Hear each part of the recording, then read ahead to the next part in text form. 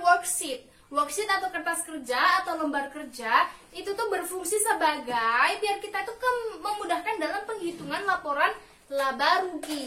Intinya worksheet itu terdiri dari apa teman-teman, masih ingat? Yaitu jurnal penyesuaian. Oh, pertama itu neraca saldo teman-teman.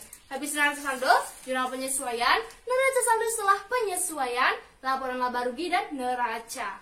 Nah, setelah itu selesai, kita langsung bikin laporan keuangannya. Nah, buat teman-teman yang belum sempat nonton apa itu worksheet, boleh banget mampir ke video kakak yang sebelumnya, oke?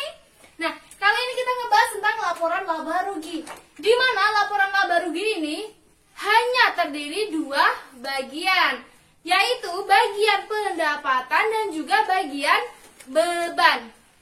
Jadi, semua yang namanya pendapatan dan semua yang namanya beban masuk ke dalam laporan laba rugi, oke? Nah, di sini kakak sudah siapkan spidol. Dan ini kakak sudah kasih gambaran tentang penyusunan laporan laba rugi. Sebenarnya kita hanya melihat dari worksheet. Nah, berhubung papan kakun kecil, nggak mungkin kakun bikin worksheet sama laporan laba rugi. Jadi di sini kakun kasih gambaran, ibaratnya ini pendapatan sama beban yang ada di worksheet. Tinggal kita golongkan ke dalam laporan laba rugi. Sebenarnya juga dalam penghitungan laporan laba rugi bisa menggunakan kolom yang modelnya seperti ini. Kolom seperti ini itu untuk memudahkan, biar yang bagian yang lebih banyak bisa kita hitung dulu, nanti kita kelompokkan. Hal ini bertujuannya untuk apa? Jika transaksinya banyak, pendapatannya banyak, otomatis kita bakal lebih mudah merincinya. Sebenarnya juga ada bagian yang namanya pajak. Pajak juga bisa mempengaruhi laporan laba rugi. Hanya saja di sini kakun tidak memberikan contoh yang ada pajaknya. Oke teman-teman, jadi ya teman-teman yang pengen tanya kalau pakai pajak itu seperti apa, boleh banget tulis di komentar, oke? Nah, yang kita lihat di sini, ini ibaratkan di worksheet ya teman-teman. Di bagian worksheet itu ada pendapatan sama beban. Di antaranya pendapatan jasa 50 juta, beban gaji 1 juta, beban sewa 500.000, beban listrik 100.000, dan beban telepon 100.000. Seperti biasa, jika kita menggunakan atau melakukan pembukuan, kita harus, yang pertama itu harus ada yang namanya POP. Ya teman-teman, jangan lupa, ini bisa mempengaruhi nilai.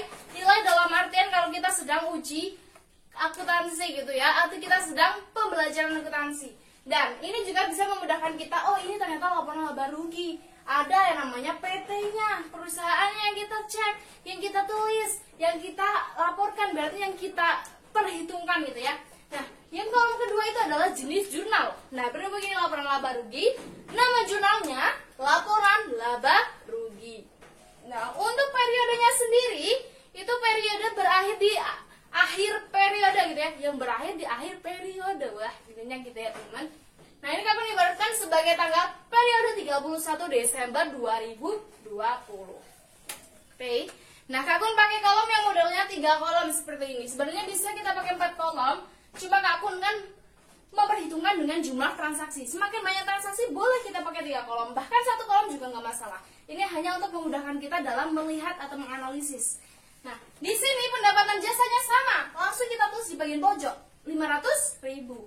Nah, terus bagian beban, semua kategori beban kita tulis terus di bagian sini. Nah, setelah ini kan ini beban gaji 1 juta ya teman-teman, beban sewanya 500 ya, terus beban listriknya 100 dan beban teleponnya 100. Ini kita jumlahkan, kita taruh di sini.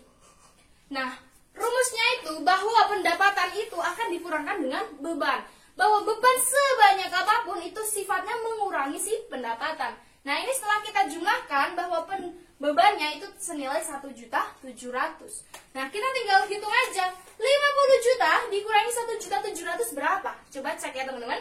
Kakun hitungnya 48.300.000. Nah, berhubung pendapatannya lebih besar daripada beban yang dikeluarkan, terjadilah yang namanya laba. Kalau misalnya begini teman-teman, bahwa pendapatannya lebih kecil, bebannya besar, berarti kita tulis sebagai rugi ya. Nah, labanya itu laba apa? Ya kita tulis laba per 31 Desember 2020. Biar kita tuh tahu, oh ini tuh pada tanggal sekian, bulan sekian tuh kita terjadi laba senilai segitu gitu ya teman-teman. Teman-teman, jadi pembahasan untuk laporan laba rugi cukup sampai di sini. Nah, buat teman-teman yang penasaran atau ingin tanya komentar, boleh banget ya teman-teman. Boleh banget tanyakan apapun, nanti Kak Akun fast respon deh, oke?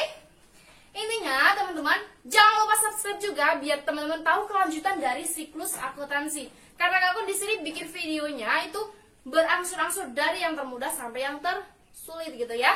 Dari siklus akuntansi paling bawah sampai yang akhir. Nah, sebenarnya Kak Akun pengen bikin mayop, dan nanti kalau ada yang komentar mayop, Kak Akun bakal langsung fokus ke mayop. Oke teman-teman, Kak Akun akhiri ya. Tetap semangat. Salam